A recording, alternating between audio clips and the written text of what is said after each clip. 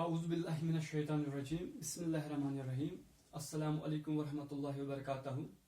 My dear students, in the previous lecture, we have studied the topic optics. I introduced you this topic and I have given you the brief introduction of it and the historical touch of the same topic. Now, we will proceed on the same topic, that's optics. This optics is divided into two parts, that's ray optics and wave optics. Let me explain these two parts in simple words. This ray optics is also known as geometrical optics. It is that part of the optics which deals with the objects of the dimensions much bigger than the size of the wavelength of light. अगर मैं इसको explain ऐसे करूं कि ये ray optics होती हैं उन ऑब्जेक्ट के डील करती हैं जिन ऑब्जेक्टों का साइज बहुत बहुत बहुत ज्यादा होता है as compare to the wavelength of light. कहने का मतलब है कि वेवलेंथ ऑफ लाइट से बहुत ज्यादा बड़े होते हैं ये ऑब्जेक्ट्स जिनके साथ रे ऑप्टिक्स में रेज या लाइट जो डील करती है। फॉर एग्जाम्पल मिरर्स होते हैं, लेंसेस होते हैं, टेलीस्कोप्स होते हैं। तो ऐसी चीजें जिनके साथ लाइट इंटरेक्ट करती है तो बहुत सारे फिनोमिनाज ऑकर होते हैं। For example reflection of light होती है, रिफ्रैक्शन ऑफ लाइट होती है। तो इस रे ऑप्टिक्स में हम यही फिनोमिनाज पढ़ते हैं। चलो दूसरी ओर wave optics. It is that part of optics which deals with the objects of the dimensions comparable to the size of the wavelength. कहने का मतलब है कि ये छोटे छोटे ऑब्जेक्ट के साथ डील करता है जिनका साइज जो होता है वो तकरीबन कंपेरेबल होता है वेवलेंथ ऑफ द लाइट। जैसे आपको इस वेव ऑप्टिक्स में आपको पढ़ना है स्लिट्स यानी डबल स्लिट्स एक्सपेरिमेंट है, अपर्चर्स हैं, तो जो छोटे छोटे होते हैं जब वेव्स जो हैं या हम कहते हैं लाइट जो है इन छोटे चीजों के साथ इंटरेक्ट करती हैं तो वहां पे भी बहुत सारे फिनोमिनास होते हैं। फॉर एग्जांपल पोलराइजेशन होती है, डिफ्रैक्शन होती है, इंटरफेरेंस होती है। तो इस वेव ऑप्टिक्स में हम यही फिनोमिनास पढ़ते हैं। थोड़ी और एक डिफरेंस है, ये फिनोमिनास रे ऑप्टिक्स में होते हैं ये हम अपनी आंखों से अच्छे से देख पाते हैं। सिंपली रिफ्लेक्शन ऑफ लाइट अपनी आंखों से देख पाते हैं, रिफ्रैक्शन यानी बेंडिंग ऑफ लाइट खुद देख पाते हैं अपनी आंखों से। While as in wave optics ये पोलराइजेशन जो है, डिफ्रैक्शन जो है, इंटरफेरेंस जो है अपनी नेकेड आई से हम नहीं देख पाते हैं। So let's continue this ray optics. The first topic of this ray optics is reflection of light.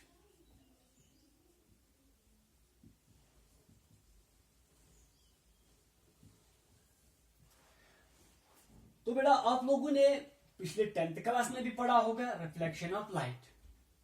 Simple definition है, reflection of light means bouncing back of light. और अगर हम यहां पे एक सिंपल सी डेफिनेशन देते हैं, reflection of light is the phenomena of change in the path of the light without changing the medium. Phenomena of change in the path of light without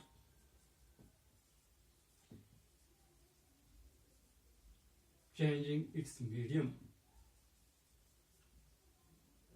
इस definition से हमें अगर हम इसको एक्सप्लेन इस तरह कर सकते हैं कि एक लाइट रे जो है जब किसी पॉलिश्ड सरफेस के साथ टकराती है या किसी भी ऑब्जेक्ट के साथ टकराती हैं तो ये लाइट जो है वो रिफ्लेक्ट होती है, वो बाउंस बैक होती हैं, वापस आती है।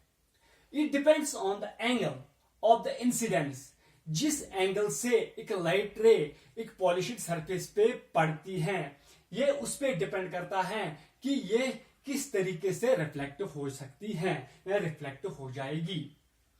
तो हम ऐसे कह सकते हैं कि रिफ्लेक्शन जो है वो bouncing back of light. For example जैसे मैंने गेंद ली, इसको दीवार के साथ मारा तो ये दीवार के साथ टकराती है फिर वापस आती है। सिमिलरली रे जो है एक पॉलिश्ड सरफेस के साथ टकराती है, तो ये फिर उसके टकराने के बाद फिर से वापस आती है, तो इसको हम कहते हैं रिफ्लेक्शन ऑफ लाइट। अगर हम अब रिफ्लेक्शन ऑफ लाइट जो है सिंपल सेंस में एक प्लेन पॉलिश्ड मिरर लेता हूं से एम डैश, तो एक लाइट रे जो इस पॉलिश्ड सरफेस पे पड़ती है इसको हम इंसिडेंट रे कहते हैं। तो ये इंसिडेंट रे जो है ये इस पॉलिश्ड सरफेस पे गिरने के बाद रिफ्लेक्ट हो जाती है, तो इसको हम कहते हैं रिफ्लेक्टेड रे, और इसको हम कहते हैं नॉर्मल। नॉर्मल जो है इन सिंपल सेंस हम कहते हैं एक इमेजिनरी लाइन है जो पॉलिश्ड सरफेस यानी मिरर के सरफेस के साथ परपेंडिकुलर होता है, यानी 90 डिग्री एंगल बनाता है इसके साथ। तो इस तरीके से इस रिफ्लेक्शन में यही फिनोमेना होता है, इंसिडेंट रे पॉलिश्ड सरफेस पे पड़ते हैं तो रिफ्लेक्ट होती है। तो यहां पे हमें दो एंगल्स बनते हैं, इसको हम कहते हैं एंगल ऑफ इंसिडेंस और इसको हम कहते हैं एंगल ऑफ रिफ्लेक्शन। तो ऐसे हम इस अपने दूसरे टॉपिक पे जाते हैं जिसका नाम है laws of reflection. Laws of reflection universal laws होते हैं, कहीं चेंज नहीं हो जाएंगे। किसी भी सरफेस पे, किसी भी ऑब्जेक्ट पे, कहीं पे भी, जहां पे भी रिफ्लेक्शन ऑफ लाइट होगी तो ये लॉज फॉलो होते हैं हर एक जगह। ये खाली प्लेन मिरर्स पे नहीं होता है, खाली स्फेरिकल मिरर्स पे नहीं होता है, बल्कि हर एक ऑब्जेक्ट पे फॉलो होता है, लागू होता है। जो जितने भी ऑब्जेक्ट्स यूनिवर्स में हैं, जिस ऑब्जेक्ट पे रिफ्लेक्शन ऑफ लाइट होगी तो ये लॉज फॉलो होते हैं। चलो देखते हैं क्या क्या लॉज हैं। पहला लॉ आप लोगों ने ऑलरेडी पढ़ा है 10th क्लास में।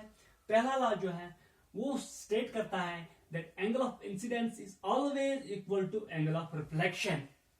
दैट मीन्स जिस एंगल से भी इंसिडेंट रे एक प्लेन पॉलिश्ड सरफेस पे गिरती है वो एंगल हमेशा एंगल ऑफ रिफ्लेक्शन के बराबर होता है। एंगल ऑफ इंसिडेंस सिंपली आप लोगों ने 10th में पढ़ा है, it is the angle formed between the incident ray and the normal, and the reflected angle is the angle formed between the normal and the reflected ray. तो पहला law कहता है कि इंसिडेंट रे और reflected ray जो है हमेशा equal होते हैं किसी भी हालत में। सेकंड लॉ क्या बताता है, the incident ray normal and reflected ray lie in the same plane। ये एक ही प्लेन में होते हैं। कौन कौन? Incident ray, reflected ray and normal. जैसे आप लोगों ने देखा है एक प्लेन जो है, बोर्ड जो एक प्लेन है, तो ये सारे इसी प्लेन में लाई करते हैं। अगर हम 3D की बात करते हैं, एक कॉर्नर लेते हैं, तो कॉर्नर की तीन डिफरेंट 3D डायमेंशन में अगर हम बात करेंगे तो तीन प्लेन बनते हैं, एक प्लेन, दो प्लेन और थर्ड प्लेन, लोअर वन। तो इन प्लेनों में से एक प्लेन पे अगर हम उसकी डिस्कस करेंगे, से दिस इज अ बोर्ड, तो ये इसी प्लेन में, एक ही प्लेन में लाई करता है। नाउ उसके बाद will proceed to the next, that is reflection of light by plane mirrors.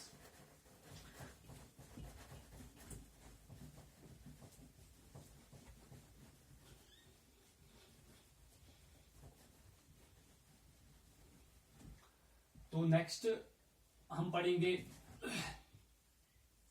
Reflection of light by plane mirrors. तो यहां पे हमें दो पार्ट्स पढ़ने हैं। पहले हम पढ़ेंगे reflection of light in plane mirrors. Point object लेते हैं, तो पहले में हम देखते हैं पॉइंट ऑब्जेक्ट। पॉइंट ऑब्जेक्ट की इमेज कैसे बनती है प्लेन मिरर में? So let us discuss here. So this is a plane mirror M dash, and O is a point object. Say this is a point object. तो इसकी image कैसे बनती है? इमेज फॉर्मेशन जो अब पढ़ेंगे, image formation in case of plane mirrors. पहले point object लेते हैं. तो पॉइंट ऑब्जेक्ट की इमेज कैसे बनती है प्लेन मिरर में? इन सिंपल वर्ड्स, अगर ये पॉइंट ऑब्जेक्ट है, रे डायग्राम डालेंगे. हम लोगों को पता है, पढ़ा है 10th क्लास में, कि जितना दूर हम ऑब्जेक्ट को मिरर से रखते हैं उतनी ही दूर इमेज बनती है इनसाइड द मिरर. तो सिंपल सेंस में हम ये देखेंगे कितना दूर है. तो इस शॉर्टकट में हम इसको ऐसे ड्रा करेंगे, इसकी रे डायग्राम. तो यहां पे इमेज बनेगी, this is I. Now simply यहां पे वर्चुअल इमेज बनती है. वर्चुअल इमेज मीन्स वो इमेज जहां पे light rays appear to meet, हमें लगता है that the reflected rays appear to meet at this point. Virtual image में एक्चुअली जो रिफ्लेक्टेड रेज है मीट होते हैं. पढ़ा है आप लोगों ने 10th क्लास में. तो यहां पे भी सेम फिनोमेना होगा. लाइट रे इंसिडेंट हो जाएगी, लेकिन it appears to come from this point. लगता है कि जैसे ये इस पॉइंट से आ रहा है, आई से, तो आई पे ही इमेज बनती है. हम there are 2 rays required for the image formation. Minimum 2 rays. Minimum 2 rays. That is, this is one of the ray.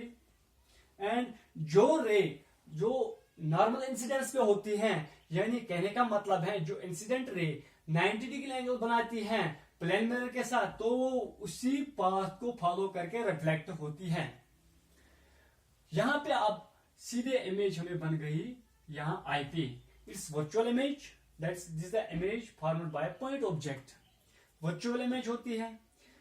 Same objective distance, जितनी ऑब्जेक्टिव डिस्टेंस होती है इतनी इमेज डिस्टेंस हो सकती है, तो होती है. और यहां पे हम प्रूफ भी कर सकते हैं कि ये क्या ऑब्जेक्टिव डिस्टेंस और इमेज डिस्टेंस जो बराबर होती है कि नहीं. लेट मी से the distance from this O point, say this P point, is L. Then say this is a normal at point M.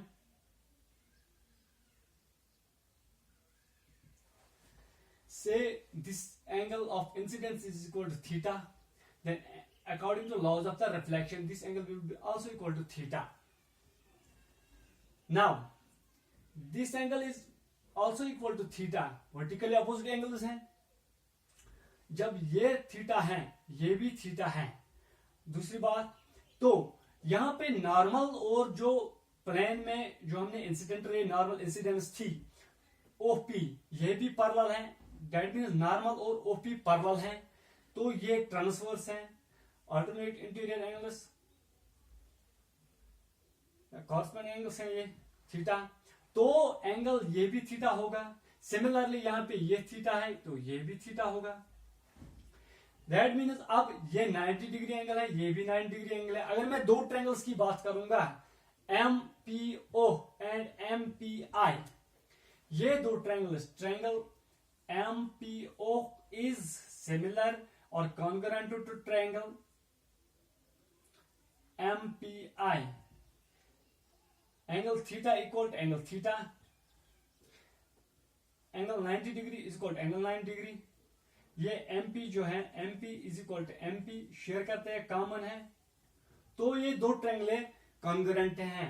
तो by CPCT simply OP is equal to PI which is equal to L. That means ये भी L है.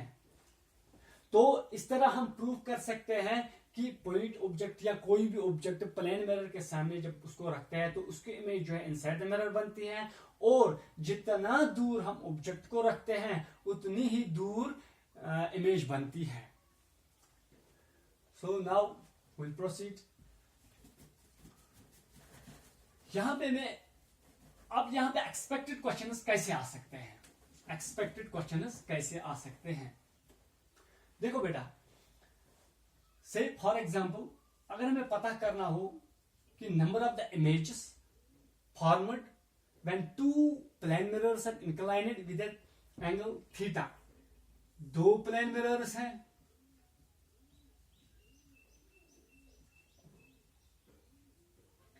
से M and N, ये एक दूसरे के साथ एंगल थीटा बनाते हैं, तो हमें बताना है अगर हम इसके बीच में एक पॉइंट ऑब्जेक्ट O रखेंगे तो इस पॉइंट ऑब्जेक्ट O की कितने इमेजेस बनेगी।